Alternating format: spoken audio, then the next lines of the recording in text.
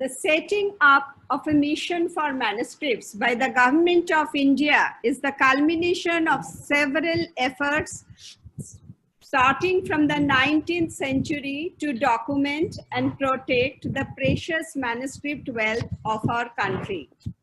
Given the complexity of attempting to protect India's millions of manuscripts spread over in several languages and several scripts across the country and abroad, the task seemed formidable in 2002 as we looked towards future. And the National Mission for Manuscript was established on 7 February 2003 by the Ministry of Culture, Government of India, in order to document, conserve, digitize the manuscripts, India's treasure trove of knowledge, as well as to disseminate the knowledge contained therein. For wider outreach, the mission organizes lectures, seminars, and workshops for students and interested persons.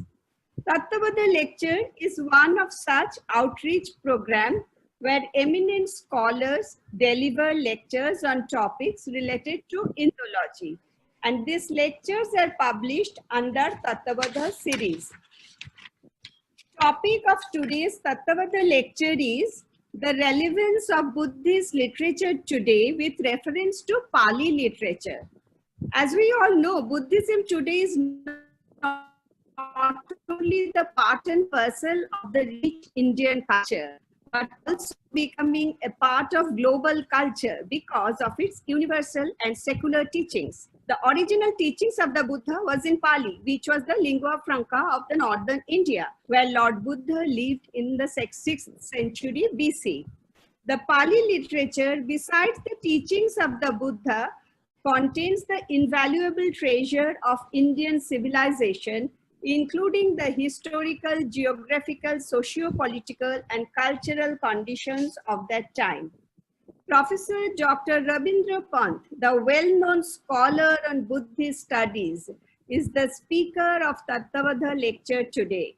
And the chairperson of today's program, another stalwart of Buddhist studies, is Professor Dr. Kuldip Agnihotri. Professor Dr. Ravindra Panth, MA on Buddhist Studies, Gold Medalist, University of Delhi, was the Director, Vice-chancellor of Nalanda Mahavihara, where he served from 2000 to 2016. At present, he is the executive member of the Association of Theravada Buddhist Universities, Bangkok, Thailand. He is the member and board of director of Light of Buddha Dharma Foundation International, India.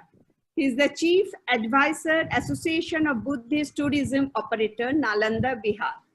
Professor Panth has more than 100 research papers to his credit, published more than 20 books. He also started the monumental project of compilation, edition, and publication of Pali Hindi dictionary for the first time in India. And till date, 5 volumes have been published. In the field of cultural preservation and dissemination of Buddhist studies, Professor Panth's contribution is enormous. Due to his achievements in the field of Buddhist studies, Government of the Union of Myanmar has conferred the prestigious title of Mahasadharma Jyotikadhaja in 2008. He was awarded the Lifetime Achievement Award at the International Festival of Buddhist Heritage of Ladakh, August 2014. In November 2014, he was awarded Buddhism Today Award for Leadership Excellence in Ho Chi Minh City, Vietnam. In 2015, Professor Panth was presented the 5th Modernites Conclave and Excellence Awards for sterling achievements and bringing glory in the field of education. Today's chairperson, Professor Dr. Kuldip Agnihotri, another well-known scholar, joined the Central University of Himachal Pradesh as Vice-chancellor on 20th April 2015. Before joining this university, he was serving in Punjab School Education Board as its vice chairman. Professor Agnihotri has been in the field of academics for around 4 decades. During this period, he has served with Himachal Pradesh University in various capacities. He was chairman of Dr. B.R. Ambedkar Chair in Himachal Pradesh University for quite some time, a regular columnist in many regional and national newspapers. He has more than 18 books to his credit. Now, I hand over the session to the chairperson, Professor Kuldip Chand Agnihotri, sir. बहुत बहुत धन्यवाद doctor Sanghamitra जी। भाई सबसे पहले तो मैं IGNCA के सदस्य सचिव श्री सच्चिदानंद जोशी जी और जो नेशनल मिशन फॉर मैन्युस्क्रिप्ट्स के डायरेक्टर हैं प्रोफेसर प्रताप आनंद झा जी, और संघमित्रा जी का मैंने पहले नाम लिया ही है, और संघमित्रा जी इस मिशन की जो प्रकाशन का काम है उसके कोऑर्डिनेटर हैं, समन्वयक हैं। और अभी मैं देख रहा था अभिजीत दीक्षित जी भी काफी परिश्रम करके सबको जोड़ने की कोशिश कर रहे थे। आप सब मित्रों को मैं बहुत बधाई देना चाहता हूं कि बहुत ही बड़े अच्छे विषय पर और इस व्याख्यान का आयोजन किया है। डॉक्टर रविंद्र पंथ जी का परिचय संघमित्रा जी ने बहुत विस्तार से करवाया और मुझे दोबारा करवाने की जरूरत नहीं है। रविंद्र जी की विद्वत्ता की तूती पूरे दक्षिण पूर्व एशिया में बोलती है। भारत में तो है ही, उनका जो पुण्य प्रताप है भारत में तो है ही, लेकिन पूरे दक्षिण पूर्व एशिया में, जैसे अभी संघमित्रा जी ने बताया अभी कि थाईलैंड में और म्यांमार में उनकी सरकारों ने उनको सम्मानित भी किया है। रविंद्र पंत जी पाली साहित्य के प्रकांड पंडित हैं और आज का जो विषय भी है वो यही है कि वर्तमान संदर्भ में पाली साहित्य के संदर्भ में बौद्ध साहित्य की प्रासंगिकता आधुनिक युग में क्या हो सकती है।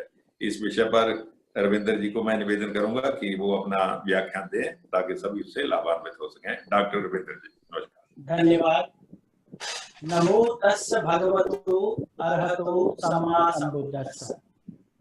Honorable Chairperson, Professor Kuldip Chand Agnihotri ji, Vice-chancellor, Central University of Himachal Pradesh, moderator of the session, Sanghamitra Basu ji, ladies and gentlemen, and dear friends. It is indeed a moment of joy to participate in this online Tattvabodha lecture series of National Mission for Manuscript of IGNCA, Ministry of Culture, Government of India. I am thankful to the organizers for giving me opportunity to speak on the topic relevance of Buddhist literature today with reference to Pali literature. Although it is very difficult for me to do justice with the topic in such a short time, so I will concentrate more on the original words of the Buddha, which is in Pali, discussing few important discourses of Buddha highlighting its relevance today. I think I am audible. Yes. As we all know, Buddhism today is not only part and parcel of rich Indian culture, but also becoming part of the global culture because of its universal and secular teachings, much needed in today's chaotic world to sustain the society. Buddhism is basically a way of life. The present era of scientific and technological advancement has resulted into the so-called material advancement. However, this scientific and technological advancement has failed to alleviate the basic suffering like poverty, inequality, communalism, etc., that very much provides the fertile ground for the growth of fundamentalism, violence, and conflict throughout the world. There is no empirical evidence to support the assumption that social and economic progress based on the materialistic concept of life can ensure happiness and well-being of the humanity. Moreover, the present crisis of COVID pandemic has created an environment of fear and uncertainty of life. In such a conflicting scenario, to bring peace, happiness, harmony within us and in the environment around us, attention must shift to issues that help in making human a humane. It is this that makes Buddhist literature, and more so the Pali literature, relevant, as it encompasses the philosophy of life missing in the post-modern era of development. Friends, 6th century BC was an important landmark in the history of human civilization around the world. During this time, ancient Greece, Israel, China, and even India witnessed the ultimate care awakening.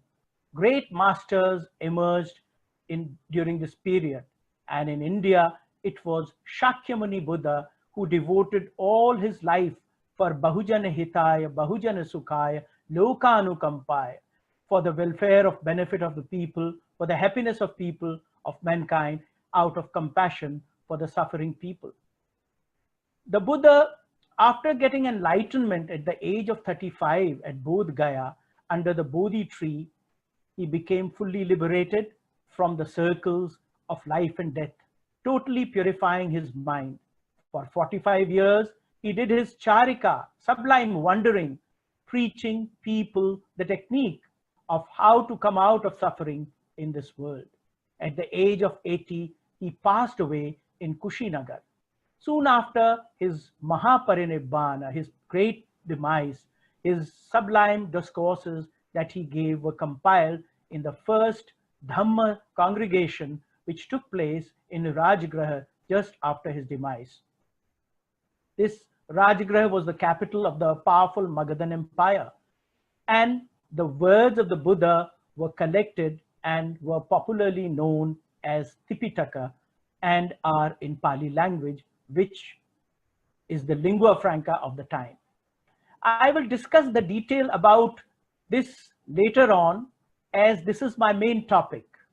Before that, I would like to tell you that as the time passed, a large number of people got benefited with the teachings of the Buddha and the practice of Dhamma preached by the Buddha.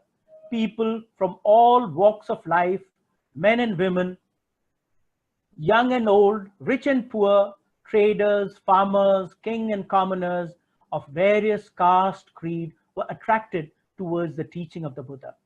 During the 3rd century BC, Emperor Ashoka, getting benefited from the teachings of the Buddha in his personal life and also in his governance to the country, shared the Dhamma with the neighboring states, and soon the secular teaching of the Buddha spread peacefully across the Indian subcontinent, and from there far and wide throughout Asia.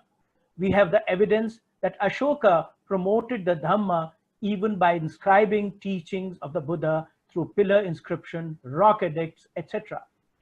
Wherever the teachings of the Buddha reached a new culture, the Buddhist method and styles were freely modified to fit the local mentality without compromising the essential points of wisdom and compassion. Buddhism never developed an overall hierarchy of religious authority with a supreme head. Instead, each country to which it spread developed its own forms in its own cultural, structural, and its own spiritual head. Buddha's teaching spread far over the centuries, first to Southeast Asia, then through Central Asia to China, and to the rest of the East Asia, and finally to Tibet, and further reaches of Central Asia. Often it developed in these regions organically because of the people's interest in foreign merchants of Buddhist belief. Sometimes rulers adopted Buddhism to help bring ethics to their people, but no one was forced to convert. By making Buddha's words and his message available to the public, people were free to choose what was helpful in their daily life. With this, we see the rise of Buddhism as Sri Lankan Buddhism, Myanmar Buddhism, Thai Buddhism, Cambodian Buddhism, Chinese, Korean, Japanese, Vietnamese, and Tibetan Buddhism, etc. As a result, the Buddhist literature started developing in their own language. Within coming centuries, a vast literature, Buddhist literature compiled besides the Pali and Sanskrit.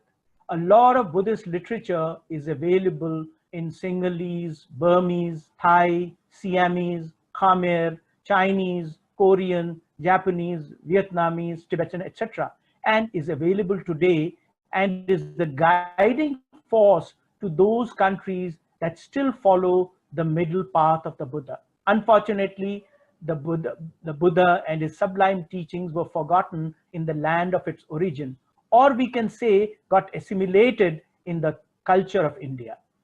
Having discussed in brief about the development of Buddhist literature, I will now discuss about the origin of Pali literature followed by its relevance today. As I have already mentioned earlier, more than 25 centuries ago, Pali was the colloquial language of the part of the northern India from where Gautam the Buddha lived. From the time Gautam became the Buddha until the time of his passing away, which is called Mahaparinibbana, he gave thousands of sublime discourses for the benefit and happiness of people. Within 3 months of Buddha's great demise, the first Dhamma Sangiti, the first congregation or the council, was convened at Rajgriha with the purpose of collecting, reciting, and classifying the words of the Buddha in an oral tradition in order to preserve them in their pristine purity.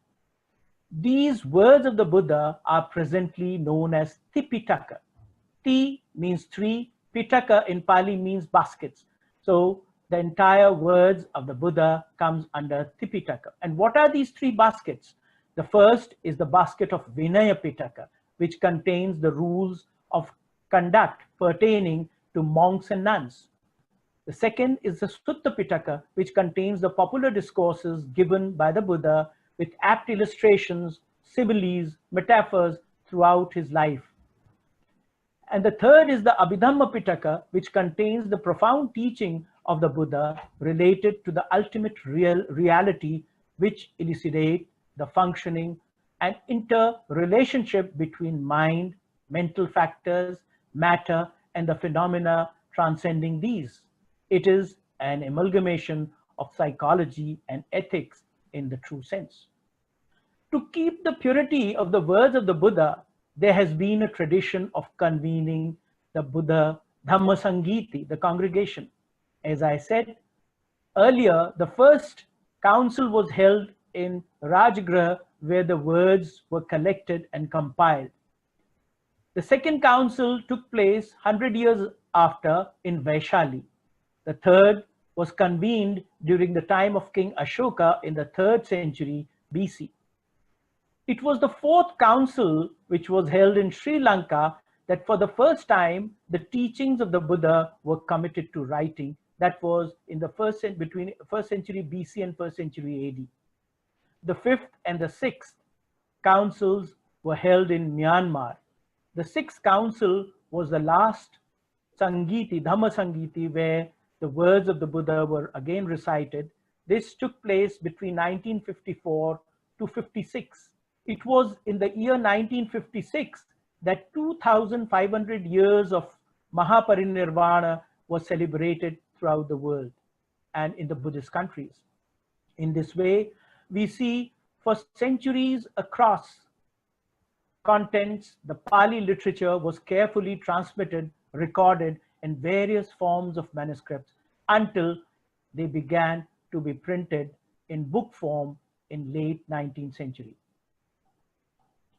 In the subsequent time, in addition to the Pali Tipitaka, which contains the original words of the Buddha, enormous amount of commentaries, Attakathas, sub-commentaries, tikas, and further sub-commentaries have been written down by great commentators since the ancient time, which were all added and thereby making a valuable contribution to the ancient Pali literature and tradition.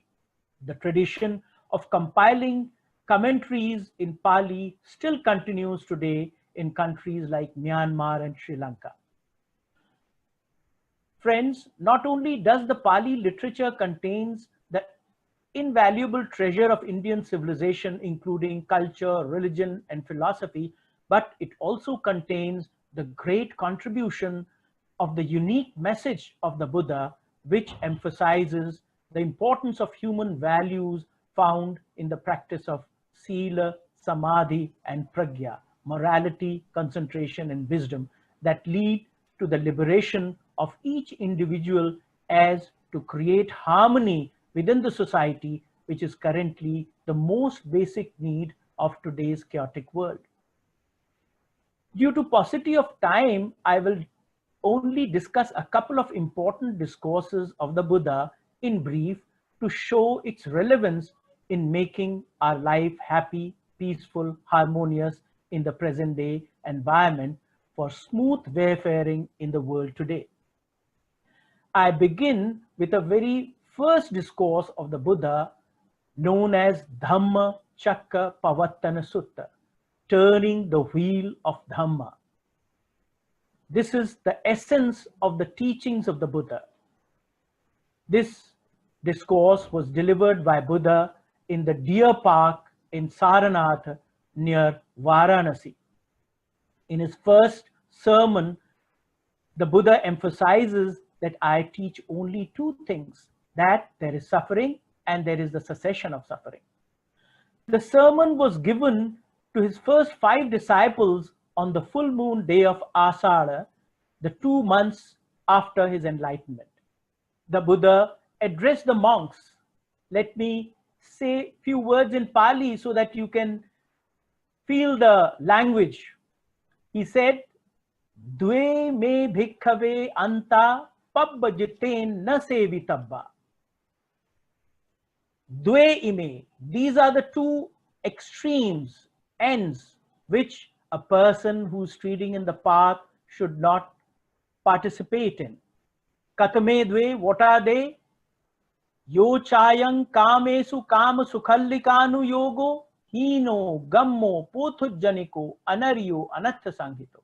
He says one is the path, one extreme is the path of life of sensual desire, path of ease and luxury, which is not good, which a person who's treading in the path of spirituality should not indulge.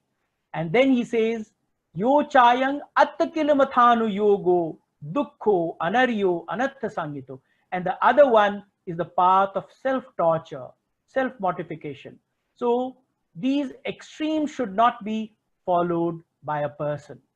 And then he says, Ete ko bhikkhave ubho ante anupagamma majjhima patipada tathagatena abhisambuddha chakhu karani yana karani upsamaya abhinyaya sambodhaya nibbanaya samvatati.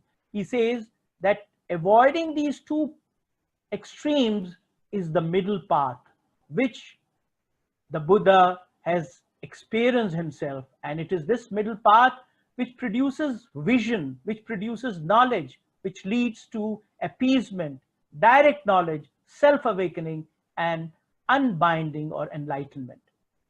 Saying so, Buddha further says, what is this middle path which the Tathagata, the Buddha, has experienced? And this is nothing but Aryo Attangiko Maggo. This is nothing but the eightfold path. And then he talks about these eightfold path, which is in Pali, and I'll give a Pali version and the English translation, is Samma Ditti, right understanding, Samma Sankappo, right resolve, Samma Vacha, right speech, Samma Kammanta, right conduct, Samma Ajiva, right livelihood, Samma Vayama, right effort, Samma Sati, right mindfulness, and Samma Samadhi, right concentration. So these eightfold paths we find also mentioned in 3 categories as Shila, Samadhi, and Pragya.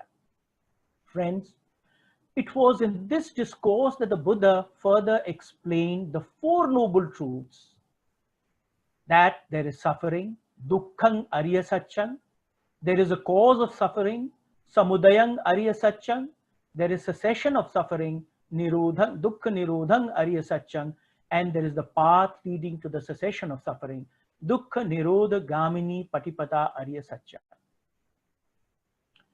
This Buddha gives as a formula for identification, diagnosis, prescription and eradication of the most fundamental disease, that is suffering. In Pali, dukkha. The above referred discourse has great relevance in presenting a well-developed research methodology and scientific investigation today. Moreover, what can be seen in Pali Buddhist literature is not so much the theories or the propositions, but a methodology and approach without static notions of dogmas. The teachings of the Buddha are all result-oriented. Let us evaluate this. The Four Noble Truths, as discussed in the Dhammacakkappavattana Sutta, the first sermon of the Buddha, constitute a framework of research, designing, investigation, and particularly problem solving. Dukkha as problem identification, samudaya as causal investigation, nirodha as possible or required solution, and magga as recommendations or the pathways for the desired solutions. Like a scientist, the main problem before the Buddha was to understand dukkha, universal suffering, human suffering. To find magga, means to overcome the suffering. The methodology that he used in this endeavor at that time was the Four Noble Truths, which is even today quite exemplary in any research. Today, it is obvious that research is an activity, and a human activity for the matter, and for that it is increasingly clear that many lessons could be drawn from the Buddha's teaching for research and research methodology. The Four Noble Truths can considered to be as the very foundation of the Buddhist philosophy. It is apparently the first teaching of the Buddha which appears in this discourse. In the strict interpretation, the Four Noble Truths, there cannot be any doubt that primary aim was to explain how to achieve cessation of suffering or emancipation. As the Buddha was addressing many existential, social, and environmental issues of the people of that time after the attaining of the enlightenment or delivering the first teaching, it is possible to assume that he applied or used the same methodology to interpret several other issues and problems. So we can say that the Four Noble Truths is primarily about knowledge and knowledge acquisition. That was also the primary purpose of Buddha's research. In the sutta, in the discourse, the value of middle path was emphasized as leading to calm, to direct knowledge, to self-awakening. This is of paramount importance to today's research. Avoiding both the two extremes, the middle path was realized by the Buddha, which producing vision, producing knowledge, leads to calm, direct knowledge, to self-awakening, and to unbinding or enlightenment. It is important to emphasize the key phrases: producing vision, producing knowledge, and direct knowledge, if not self-awakening or unbinding.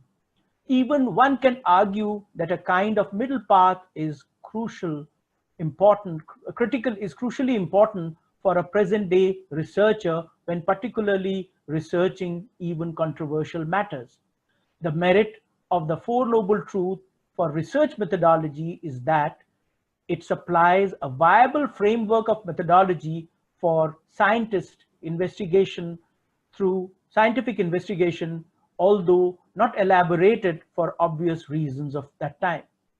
The Buddha's system of Four Noble Truths has a clear design on how an investigation on a particular phenomena could proceed, especially investigating causes, samudaya, identifying solution, nirodha, and developing path for the solution, magga. Any research lacking these elements could be considered unscientific according to the Buddha's theory of knowledge. We can say that the medicine that the Buddha prescribed for the suffering was the Eightfold Path, or the path of Shila, Samadhi, and Pragya. The practical aspect of this Shila, Samadhi and Pragya is the Vipassana meditation clearly revealed by the Buddha in Mahasatipatthana Sutta, or the discourse on mindfulness, fourfold mindfulness. It is a discourse on insight and mindfulness. Friends, Vipassana is the practical aspect of the first discourse of the Buddha. Let me discuss in brief about the meaning of Vipassana or insight meditation and its relevance. The word Vipassana is a Pali term which has a distinct meaning. Etymologically, the term is derived from the word passa, which in Pali means to see, in Sanskrit pasha, which means to see, with vi as a prefix, which means visesena, with a spatial manner, or vividhena, with a different angles, vichayena, by disintegrating it. Thus, in Pali literature, we do find expressions as panyating thapetva visesena passatiti vipassana. Vipassana is observation of reality in a spatial way, in the correct way, by disintegrating the apparent truth. Vipassana means to see things as it is and not as it appears. Vipassana is best rendered in English as insight. Therefore, Vipassana can best be rendered in English as insight, to see things as they really are, in their true perspective, in their true nature. It is, in true sense, a practical technique of self-examination, a scientific method of self-observation that results in the total purification of mental impurities and the realization of the highest happiness and full liberation. In today's chaotic world, we find the vibrations of negativity, anger, ill will, animosity, hatred, ego, etc. in the atmosphere around us. Thus, pollution, although invisible, causes so much of distress and problems in human society. Likewise, tension, stress, conflict, several types of psychosomatic disorders comes up. This results in nothing but misery. Vipassana, practice of Vipassana, is the way that takes us out of suffering. In true sense, a technique to purify the mind. With a pure mind, one is able to easily overcome the darkness of ignorance and negativity. It brings total well-being to the person who practices it and provides a secure, happy, peaceful, and harmonious living. Friends, the best advantage in the practice of Vipassana meditation is that one finds that even before the eradication of the ultimate suffering, one experiences many benefits. One learns how not to react to the symptoms of suffering, which include the physical and mental discomfort of mundane world amongst the human beings. These discomforts are the main source of suffering, creating psychic and psychosomatic disorder in the present day society, thereby curtailing our human performance. In this way, we see that the Pali literature is an unparalleled lexicon of wisdom. It not only gives ancient spiritual philosophical landscape of India of the 25 centuries ago, but it provides a way by which even now, if we apply these things in our life, can bring happiness to us and makes us peaceful, calm, which is very much needed. Friends, before I conclude my talk, I would like to take another very important discourse of the Pali literature, which is very relevant to us today. This discourse is called Kalama Sutta. Earlier, I have talked about the first discourse of the Buddha and its practical application, which is as part of the practice of Vipassana, and which is this particular discourse on Vipassana was given by the Buddha in Kurukshetra, Kuru area, and is called Mahasatipatthana Sutta. And now, after practicing, purifying, another very important aspect what Buddha talked was against dogmatism.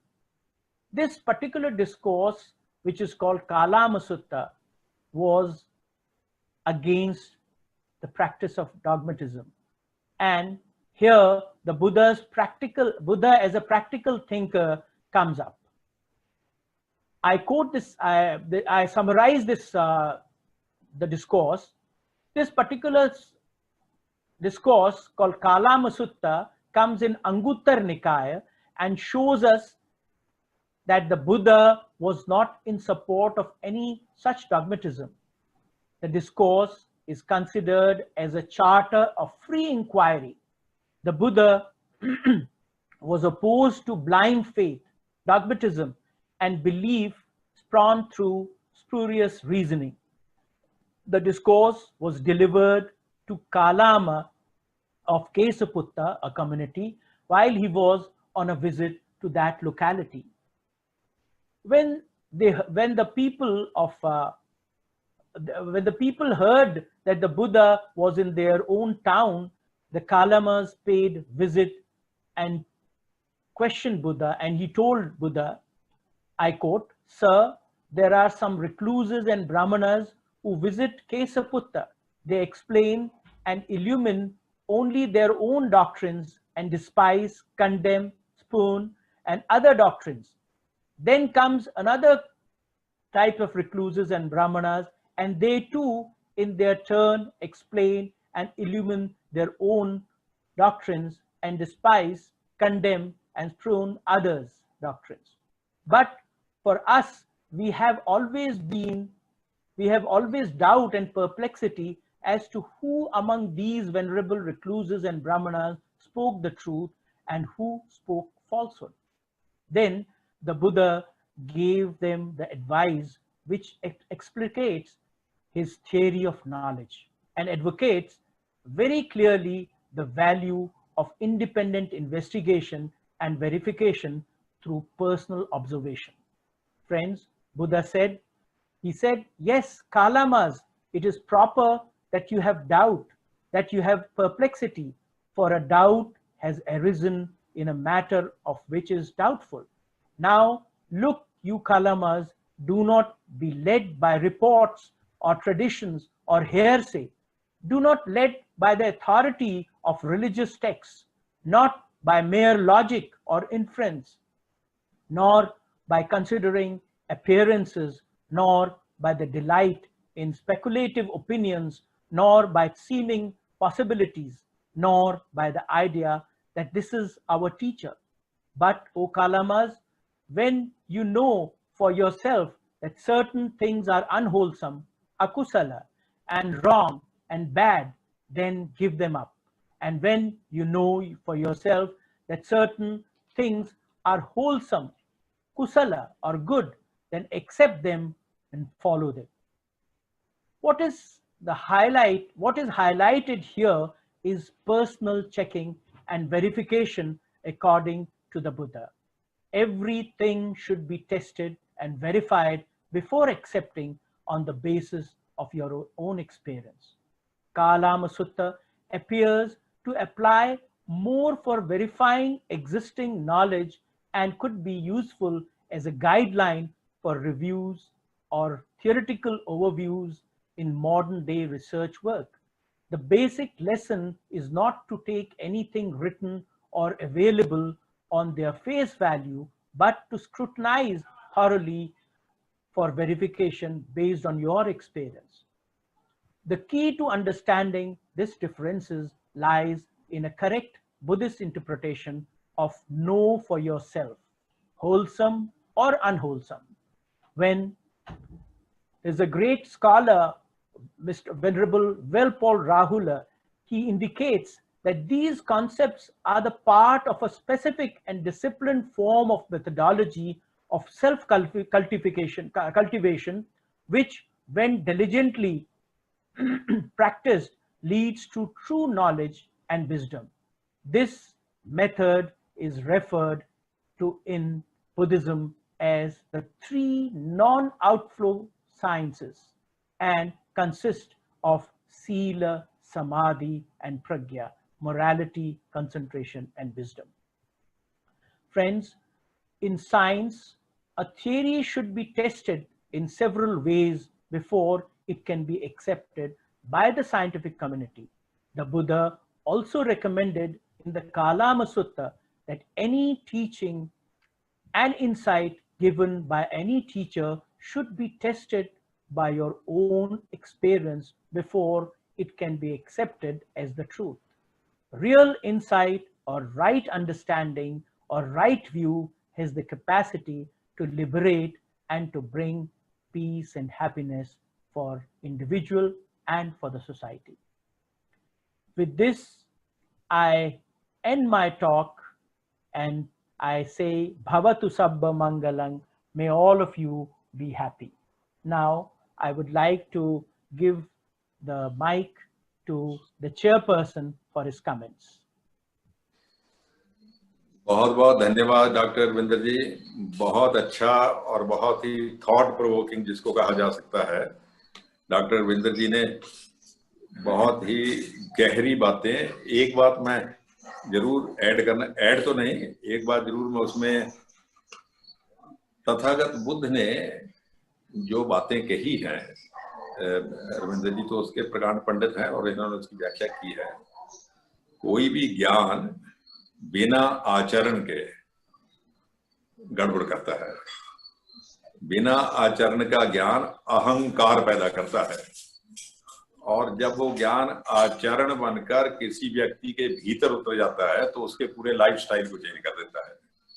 Tathagata Buddha का जो ज्ञान था वो practically लोगों में, जिसको कहना चाहिए आचरण बनकर उतर गया, भारत के लोगों में तो खास करके, क्योंकि तथागत बुद्ध के उपदेश भारत से बाहर भी बहुत स्थानों पर गए, जैसे दक्षिण पूर्व एशिया का तो मैंने जिक्र किया ही, जापान तक गए, चीन तक गए, लेकिन इतना हुआ कि किसी की चमड़ी को छूते हुए निकल गए, किसी के भीतर चले गए और किसी के जीवन शैली का हिस्सा बन गए।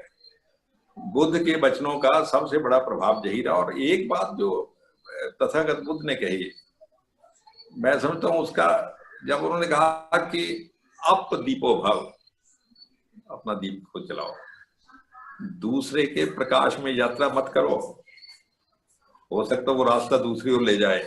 जैसे अभी रविंद्र जी ने कहा ना कि प्रमाण चाहिए, बिना प्रमाण के इन्वेस्टिगेशन, जिसको या साइंटिफिक इन्वेस्टिगेशन कह लीजिए, भगवान बुद्ध ने, तथागत बुद्ध ने कहा अप दीपो भव।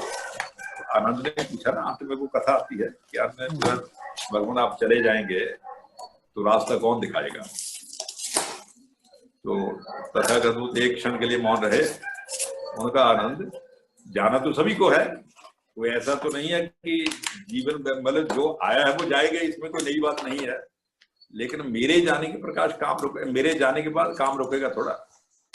आप दीपो भाव, अपना दीप खुद जलाओ। लेकिन एक मुझे लगता है जो गड़बड़ हो रही है, बहुत से तथागत बुद्ध ने जिन शब्दों का प्रयोग किया है उनमें से बहुत से शब्द कंसेप्ट शब्द है, जो एक अवधारणा है, कंसेप्ट है, उसका अनुवाद जब दूसरी भाषा में होता है, कई बार होता है अवधारणा का अनुवाद करना थोड़ा इतना आसान नहीं है, टेढ़ी खीर है। जो बुद्ध दर्शन में, जब भारतीय दर्शन में कही है, जब भारतीय जीवन शैली में कही है, क्योंकि मैं समझता हूं कि बुद्ध का जो रास्ता था, बुद्ध का जो दर्शन था, वो समग्र भारतीय दर्शन का ही प्रतीक था। भारतीय दर्शन को यदि इन टोटलिटी एक्सप्रेस करना हो तो आप उसको बुद्ध दर्शन में भी एक्सप्रेस कर सकते हैं।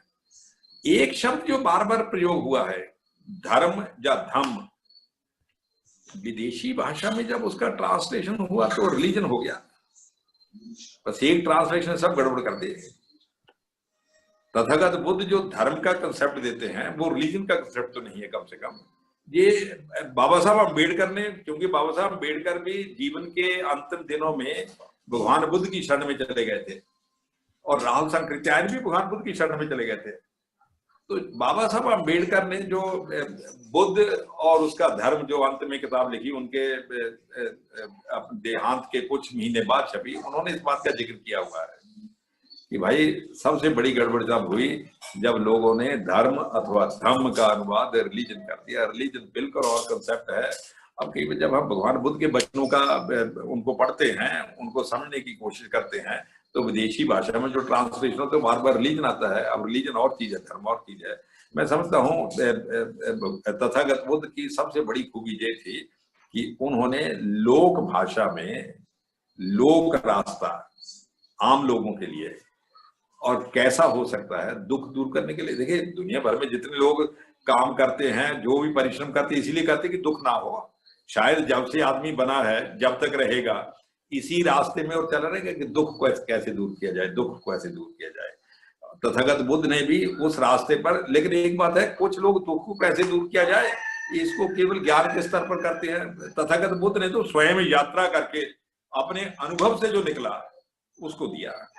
देखिए अनुभव से जो चीज निकलती है वो ज्यादा प्रामाणिक होती है, क्योंकि वो अपने से भीतर से निकलती है। और नेचुरली वैसे भी हम प्रयोगशाला में प्रयोग करते हैं तो जो प्रयोग से रिजल्ट आता है वो ज्यादा प्रामाणिक होता है।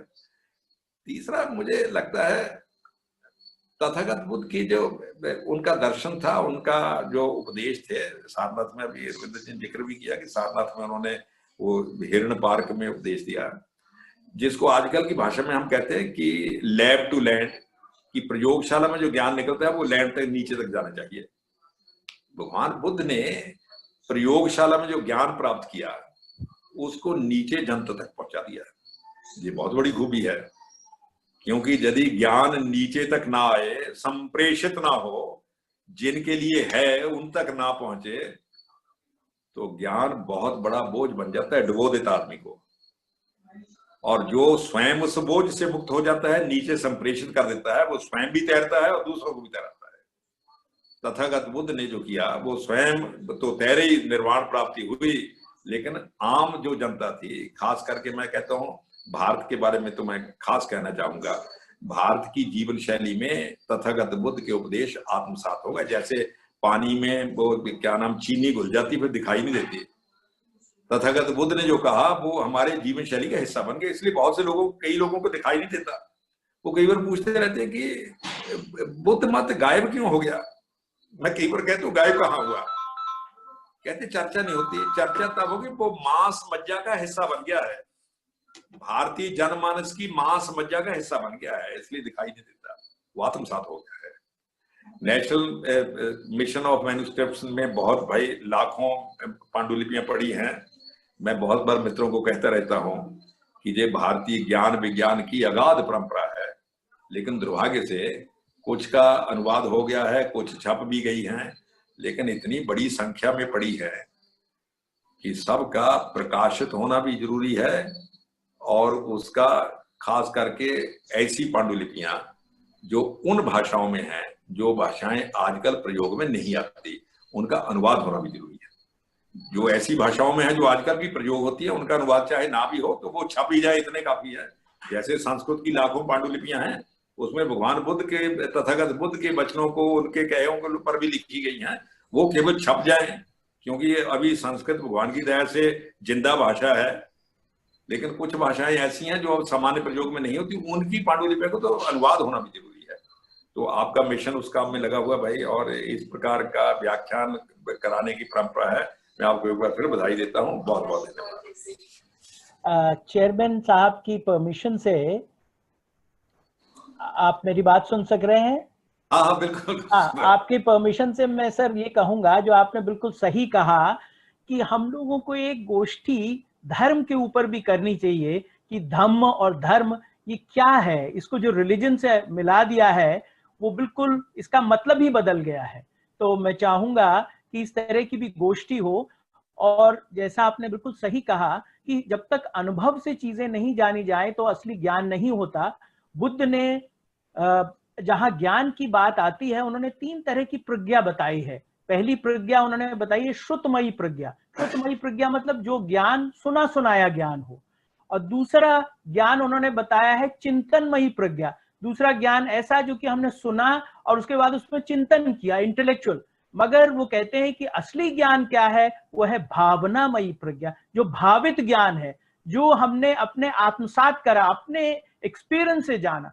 तो इसीलिए उनका सारा जो कहा जाए कि स्ट्रेस रहता था, एम्फोसिस रहता था, वो इसी में रहता था कि अपने आप जानो, अपना अप दीपो भव की जो आपने बात करी ना, अपने आप जो तुम्हारा ज्ञान होगा वही सही ज्ञान होगा और वो आपको सही दिशा में ले जाएगा, सम्यक दृष्टि, राइट अंडरस्टैंडिंग प्रोवाइड करेगा। तो बहुत बहुत धन्यवाद नेशनल मैन्युस्क्रिप्ट मिशन का भी और अग्निहोत्री जी और संघमित्रा जी, बहुत अच्छा लगा और आगे भी ऐसे गोष्ठी होगी तो बहुत अच्छा रहेगा। धन्यवाद। It was a wonderful discourse. Two stalwarts of Buddhist literature in the platform. We are so grateful, sir. I, on behalf of National Mission for Manuscripts, express sincere thanks to the speaker, Professor Panth, for the insightful and informative lecture. Professor Panth has unveiled the relevance of Pali literature, which is a vast ocean overflowing with wholesome benediction of enlightened one, the Buddha, and especially on the explanation of Kalamo Sutta. The mission wholeheartedly thanks to Professor Dr. Agnihotri, the chairperson, for having agreed to chair the session and for highlighting the aspects like the Buddhist discourses from some other angles. It is quite right, sir. Translation cannot express the original words, impregnate with the thought, with the original thought. Buddhist teaching unknowingly got mixed with the lives of Indian people. Thank you, sir. Both of you are stalwarts and it's a very good platform. We are really, mission is really grateful to you.